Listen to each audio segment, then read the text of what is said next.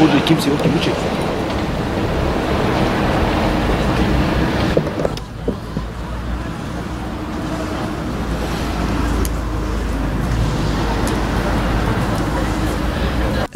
Hepimizin bildiği üzere günümüzde gündem olan Filistin meselesi olduğu için biraz Filistin'den bahsetmek istiyorum.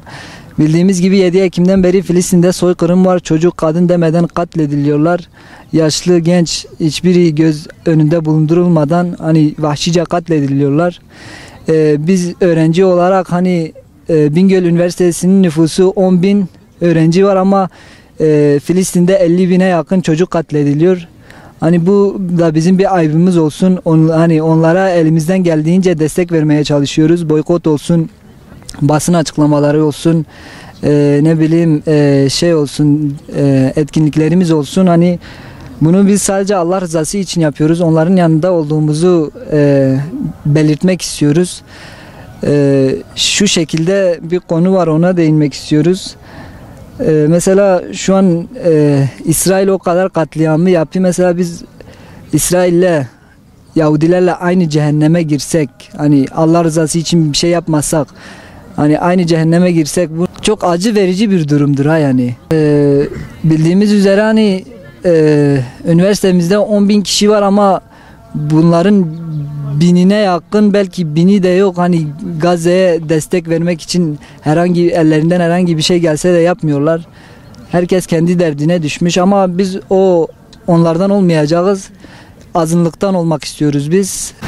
Buradan da hem Bingöl Üniversitesi öğrencilerine olsun hem tüm illerdeki öğrencilere olsun, onlara sesleniyorum. Hani ellerinden geldiğince hani yanlarında olmak amacıyla boykot olsun, basın açıklamaları olsun, etkinlikler olsun, onlara katılmaya özen göstersinler ki Allah rızası için yapılan bir şey. Hz. Ali'nin bir sözü var, hani bir zulmü engelleyemiyorsan en azından onu yay. Bizim de elimizden sadece yaymak düşer. Hani bugün gidip orada savaşamıyoruz, hani temasa savaşamıyoruz ama boykot yapmak elimizden geliyor ya da etkinliklere katılmak, basın açıklamalarına katılmak, yani safımızı belli etmek bizim elimizde. Yalnız oraya gidip savaşmak hani bizim elimizde olmayan bir şeydir.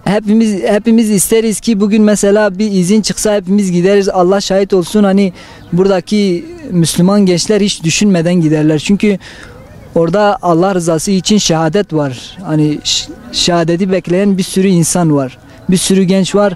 Allah bir gün onlara şehadeti nasip edecektir inşallah. 7 Ekim 2023'ten bu yana Bingöl Üniversitesi öğrencileri olarak elimizden geldiği kadar Gazze'de yapılan soykırımlara karşı farkındalık etkinlikleriyle, basın açıklamalarıyla, yürüyüşlerle, kermeslerle bu yapılan zulümlerin karşısında olduğumuzu göstermek istedik. Burada üniversite öğrencileri olarak bu duyarlılığı, bu hassasiyeti arttırmak istiyoruz. Bu konuda akademisyenlerin, üniversite öğrencilerine bilinçlendirme konusunda farklı bir çalışma yapmaları gerektiğine inanıyoruz. Çünkü şunu biliyoruz ki öğretmenler her zaman öğreticidirler. Öğrenciler de onlardan etkilenirler ve bu konuda bu duyarlılığı, bu hassasiyeti akademisyenlerin yapması lazım. Görüyoruz Avrupa'da inanmayanlar, dindaşlarımız olmayan, kardeşlerimiz olmayan, vicdan sahibi, duyarlılık sahibi nice insanlar bu konularda hassasiyetlerini dile getirmek amacıyla eylemler yaptılar, tepkilerini dile getirdiler. Aynı hassasiyeti kendi ülkemiz içinde, kendi üniversitemiz içinde bekliyoruz. Allah'ın izniyle inşallah bu soykırım bir gün son bulacaktır. Çocuklar, kadınlar, yaşlılar, evler, camiler, hastaneler bombalanıyor. İnşallah bir gün bu zulüm son bulacaktır ve kardeşlerimiz özgürlüklerine kavuşacaktır. Zalimler için yaşasın cehennem. Gazze hakkında 7 Ekim 2023'ten bu yana desek yalan olur. Ta bu zulüm çok eskiden geliyor. Şimdi şöyle bir durum var. Hani insan hakları diye şeyler falan filan hepsi palavra bunların. Çünkü gözlerine perde inmiş, hiçbir şekilde yapılan zulmü görmüyorlar. Bu en çok da bizim bilinçli Müslüman dediğimiz kesimler bizi yıkıyor.